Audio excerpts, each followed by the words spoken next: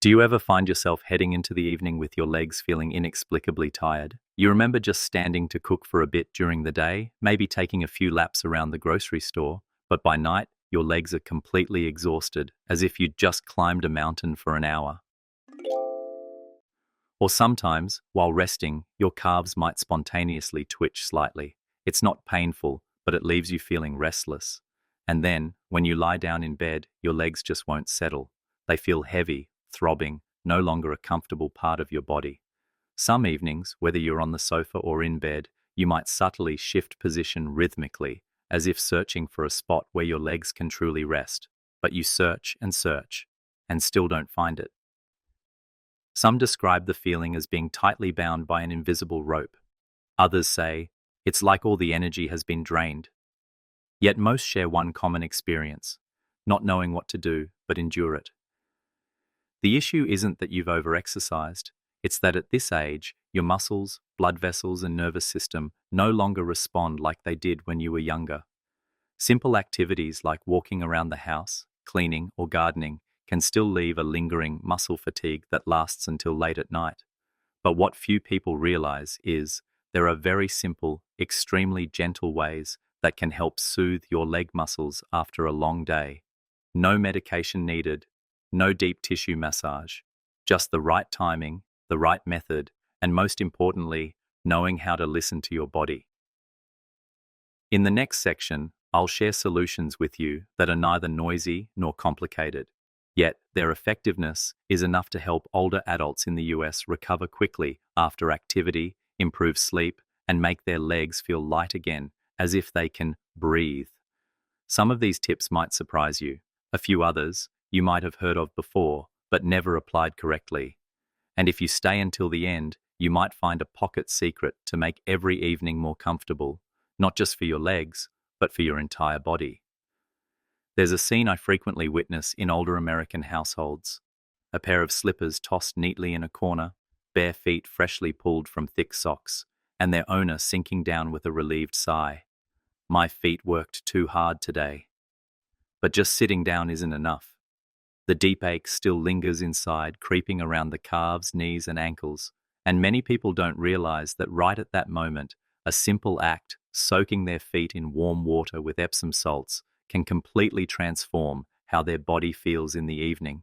I'm not talking about anything new. On the contrary, this is an old classic but underrated tip, and more importantly, very few people actually do it correctly. The elderly body has undeniable limitations, yet it responds wonderfully when treated gently and correctly. When you soak your feet in warm water with Epsom salts, what's happening isn't just warm and pleasant. It's a quiet biological recovery. Epsom salt, scientifically known as magnesium sulfate, has the ability to be absorbed through the skin at a moderate level. It's not as strong as oral medication, but it's enough to affect contracted muscles and peripheral nerve fibers that are overly sensitive after a day of activity. I often liken it to pouring a stream of warm water into the tense cords in your muscles, which then helps the muscles relax, improves circulation, and makes aches and pains dissolve like mist meeting sunshine. Some people ask me, is there really evidence for this? The answer is yes, though it's modest. A study at the University of Birmingham noted a slight increase in plasma magnesium concentration after regular foot soaks with Epsom salts. But what I want you to focus on more is the personal feeling after each soak. The sensation of lighter legs, a deep warmth from within, and especially deeper sleep. That's the evidence your body sends back. No complex measurements needed. So, how do you soak correctly? It's very simple. You just need a basin of warm water, around 38 degrees Celsius or 100 degrees Fahrenheit. Warm enough to be comfortable, but not so hot that it reddens your skin. Dissolve about half a cup of Epsom salts in it. No need for too much. If you have a few drops of lavender or peppermint essential oil handy, add them in. The gentle aroma will help your body and mind relax together. Soak for 15 to 20 minutes. There's no need to soak longer, as the peak benefits typically occur within that time frame. While soaking, if you wish, you can gently rotate your ankles and flex your toes as a way to soothe the small joints and muscles in your feet. However, I want to emphasize an important point. This method isn't suitable for everyone. If you have diabetic foot ulcers, sensitive skin, or a history of foot infections, you should consult your doctor first. Foot soaking is only effective when it's safe. I know people who, after consistently soaking their feet every evening, have told me, "I don't know how much the salt helps, but every time I'm done soaking, I feel like my feet just went on vacation." That's the most valuable thing. If you're reading this and thinking, maybe I should try it, please don't hesitate. Prepare a basin of water, some salt, and dedicate 15 minutes each evening just for your feet.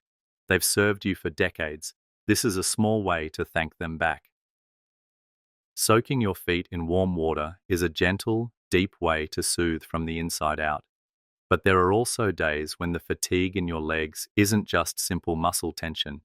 Instead, it's a heavy feeling, like a dull ache underneath, not sharp, but clearly present. At those times, I often suggest a completely opposite approach, cold therapy. This might sound strange to some older adults. If it hurts, you should warm it. Why cold?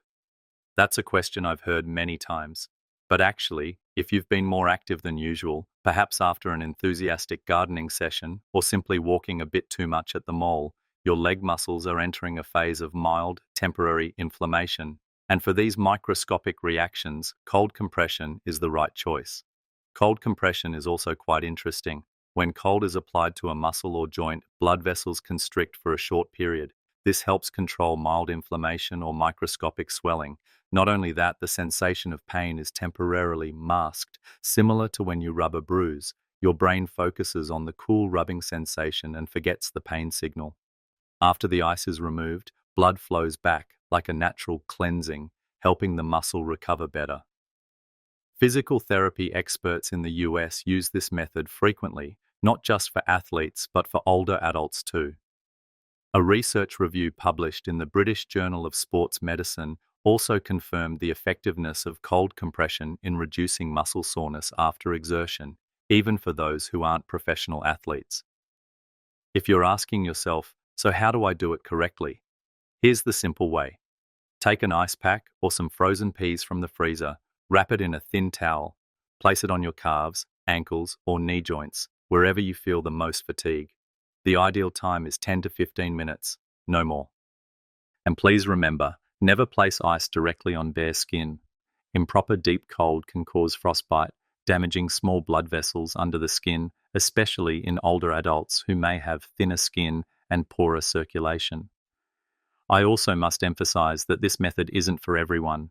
If you have circulatory problems, Raynaud's syndrome, where fingers and toes turn white or blue when exposed to cold, or loss of sensation in your feet due to peripheral neuropathy, then cold compression is not a suitable option. When in doubt, always consult your doctor first. If, after cold compressing, you also elevate your legs for a few extra minutes, the feeling of lightness will double. It's as if your legs have been cooled down and unloaded at the same time. Many people who've tried this tip have told me, "I never thought ice could make my legs feel so good." Perhaps it's because, in life, we often associate warmth with healing. But sometimes, a little cold at the right moment is exactly what the body needs. If you've ever used ice to soothe your feet, please share how effective it was for you. And if you haven't tried it yet, today might be the day to start.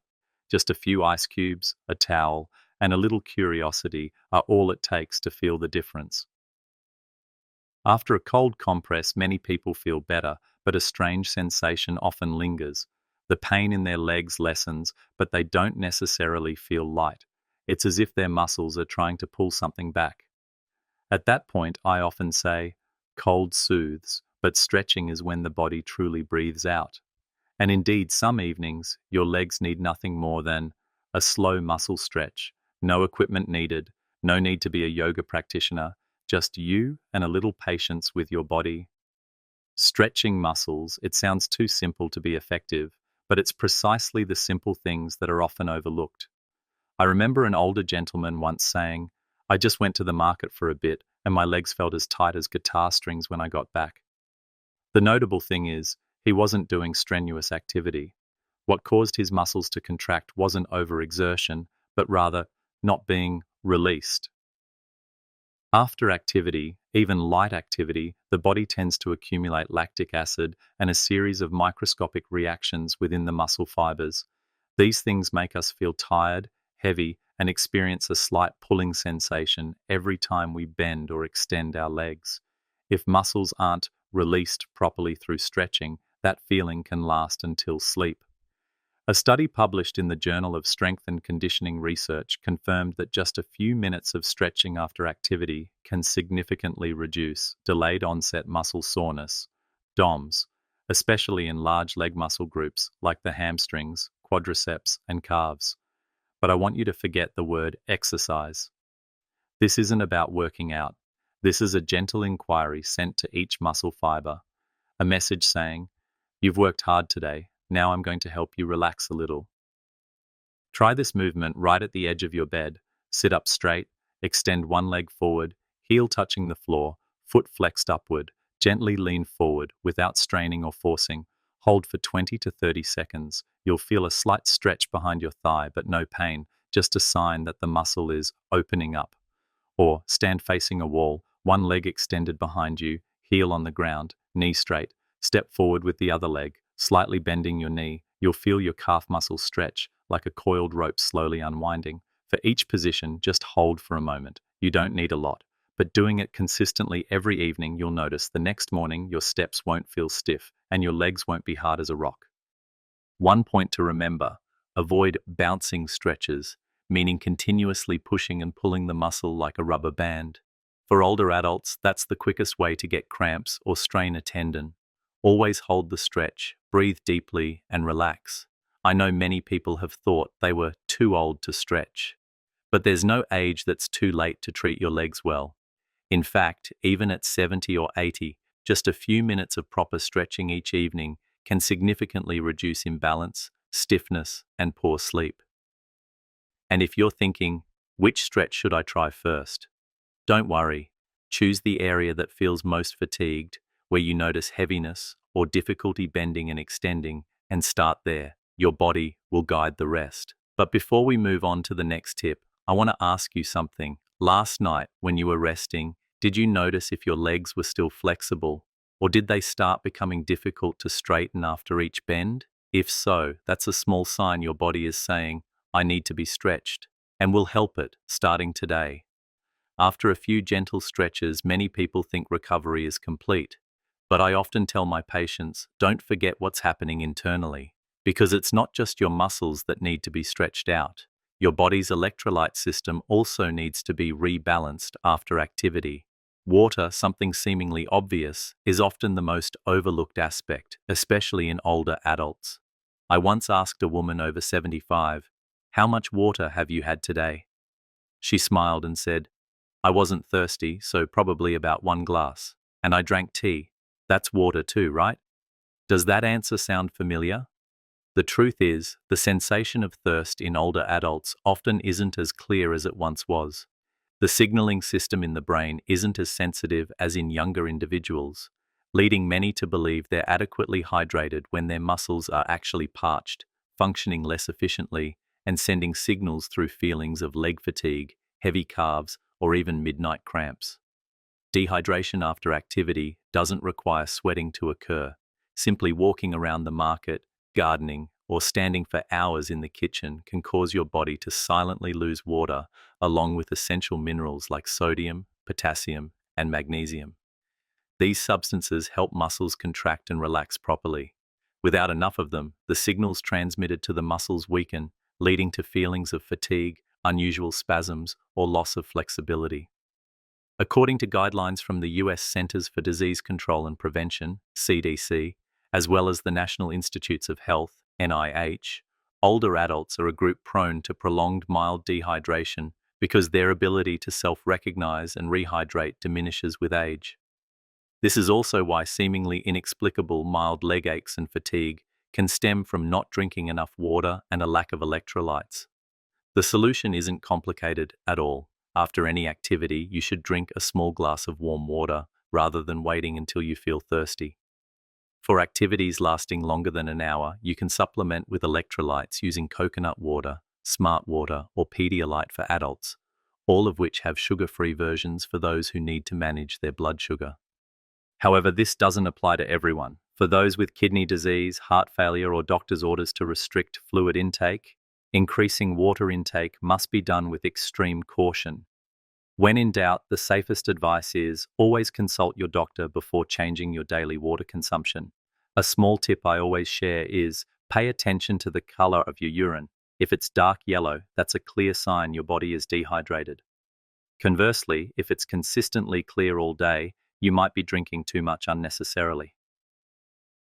Many people are surprised that after just a few days of proper hydration, their legs feel lighter, have fewer nighttime cramps, and they sleep significantly better. A glass of water might not cure everything, but it's the foundation for other care methods to work more effectively. So tonight before bed, try to review your drinking habits. Could tired legs be your body's subtle way of hinting that it's missing something very fundamental? And once you've recovered from within, the next step will be to improve blood circulation with a simple trick anyone can do right on the sofa. Can you guess what it is? We'll explore it together right after this. Once your body has been hydrated from within, the next thing your legs need is a real resting angle. Not just sitting down, not just lying flat, but a posture that helps blood flow back towards the heart, allowing the heavy feeling in your legs to gradually dissipate with each breath. Elevating your legs, a simple yet powerful trick. Lifting your legs might sound simple, but for older adults, this is one of the most highly recommended tips by physical therapists in the US.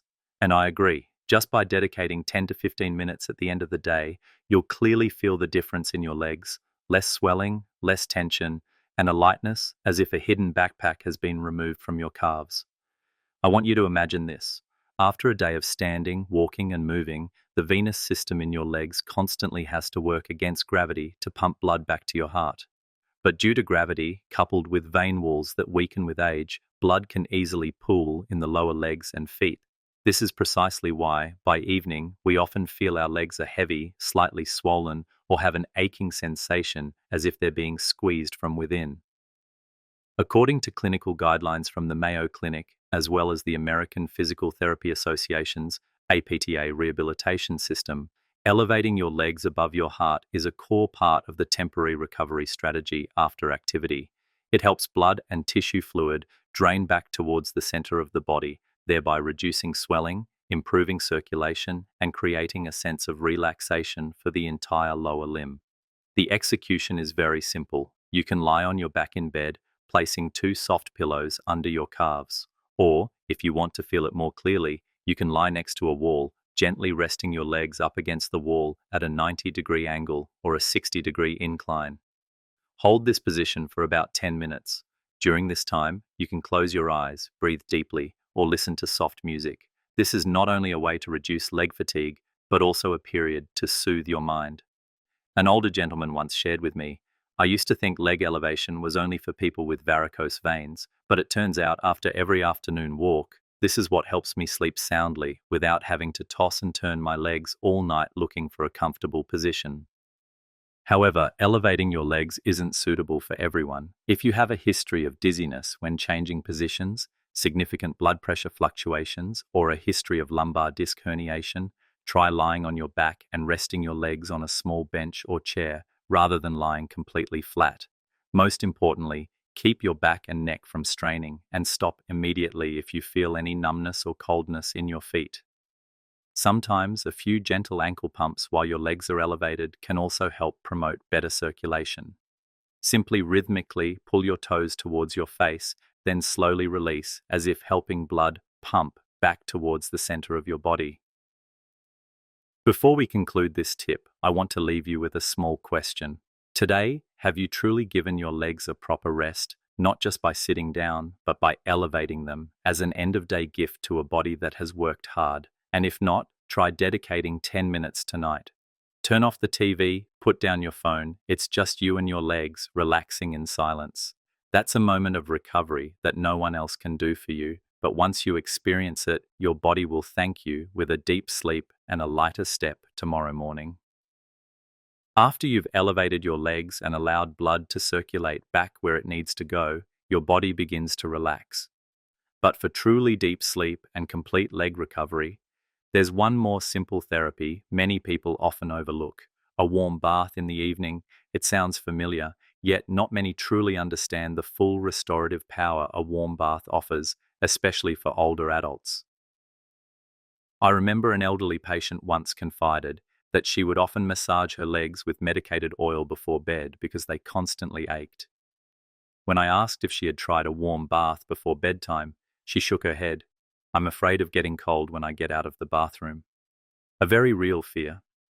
But then, after correctly following a few small instructions I gave, she came back and said, "I slept straight through till morning for the first time in 3 months." Why can a warm bath make such a difference? When your body is submerged in warm water, your peripheral blood vessels dilate. That means blood can circulate more easily, bringing oxygen and nutrients to nourish tired muscle tissues. Simultaneously, warm water soothes the sympathetic nervous system, the part responsible for feelings of anxiety, stress, and alertness. When this system is lulled to sleep, your heart rate slows, your breathing deepens, and your body begins to enter a state ready for rest. A reputable overview published in the Cochrane Review by Geitenbeek showed that hydrotherapy, including warm baths, has a significant effect in reducing muscle and joint pain and improving mobility in older adults, especially those experiencing chronic inflammation or evening joint stiffness. However, the effectiveness only comes when bathing correctly.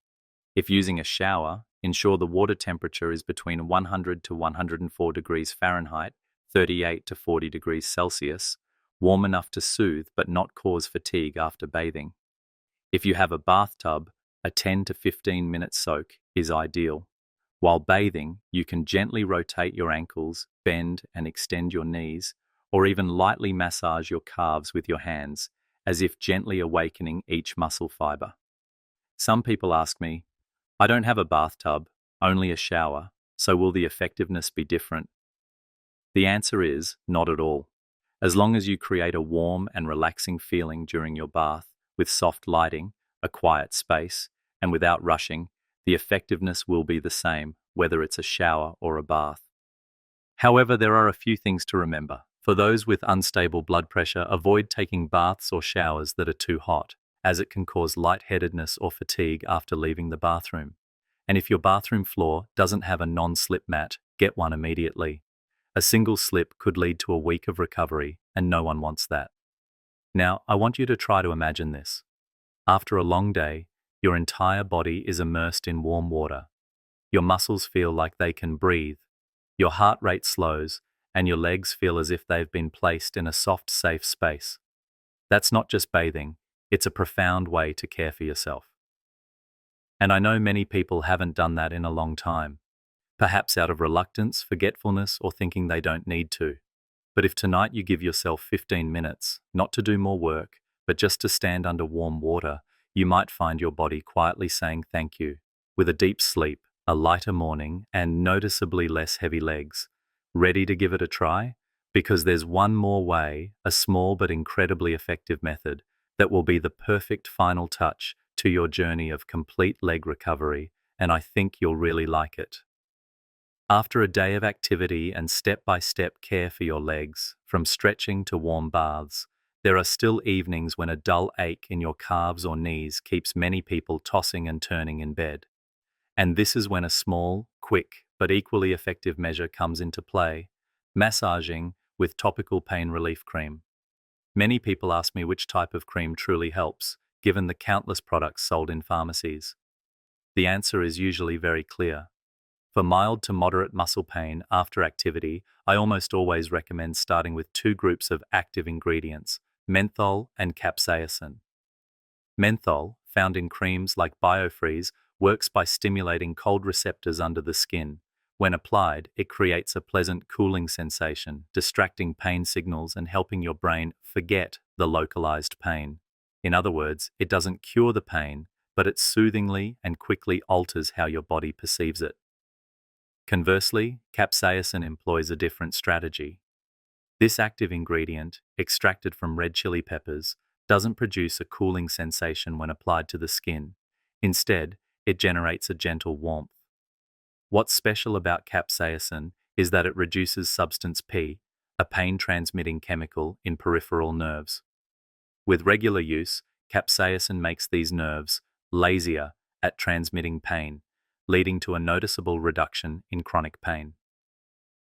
A comprehensive review published in Drugs and Aging in 2004 confirmed the effectiveness of both types of creams in reducing mild to moderate pain in older adults, especially muscle and joint pain after light activity, or in those with low-grade chronic inflammation. However, the effectiveness isn't just about a quick dab. When using them, I often advise you to take a sufficient amount of cream and gently rub it onto the painful area in a circular motion, applying moderate pressure for 1 to 2 minutes. For those with weaker hands, you can use your palm to massage instead of your fingers, as long as it creates a spreading, relaxing sensation, not a sharp pain. It's important to note clearly that these are not medicines to cure ailments, but rather sensory support tools, and that's often enough to help many people sleep better. However, you should never apply them to open wounds, abraded skin, or irritated skin. For those with sensitive skin, it's advisable to test a small amount on your wrist first to check for any reaction. One more thing, after applying capsaicin or menthol, absolutely do not rub your eyes or touch sensitive areas. Anyone who has accidentally rubbed their eyes after applying these will certainly not want to repeat that sensation. Therefore, wash your hands thoroughly after use or use gloves if convenient. Some people often ask me if they need to apply it every day. The answer is only when necessary. If your muscles are sore after a long walk or you've been standing and cooking for a long time, applying cream before bed can help you quickly relax your legs. But if you've rested a lot that day and don't feel any clear pain, there's no need to force yourself to use it. Before closing this section, I want to invite you to remember, how long has it been since you last massaged yourself? Not as a chore, but as a gentle act of self-care dedicated solely to the legs that have served you for so many years? Because sometimes, just a few minutes with your hands and a little cooling cream, you not only help your body relax, but also send a small message: I'm listening to you and I value you. Now we've nearly completed our journey of tips for caring for your legs after a day of activity. But before we finish, let's take a look back to see what truly makes a difference and where it's best for you to start. Our feet endure the most every day, yet they're often what we pay the least attention to. It's only when sharp pains, crippling fatigue, or sudden midnight cramps strike that we realize, how long have we neglected them? The tips I've just shared aren't anything profound or complicated. From soaking your feet in warm water, drinking a glass of water at the right time, to simple actions like elevating your legs, all can be done right at home.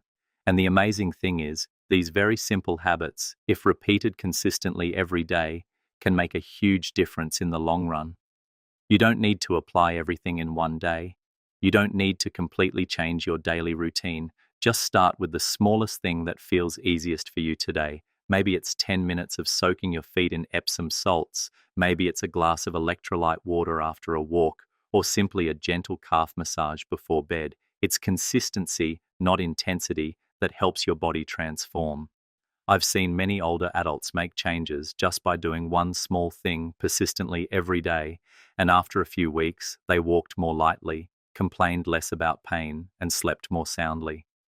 And most importantly, don't think of this as trying hard or discipline. This is an act of love, dedicated to yourself. After years of worrying about and caring for others, now is the time your legs deserve to be cared for in return, little by little. I'd like to ask you a small question. Of all the tips shared, which one surprised you the most? Is there a habit you used to do that you now understand the reason for? Or is there anything you're eager to try tonight?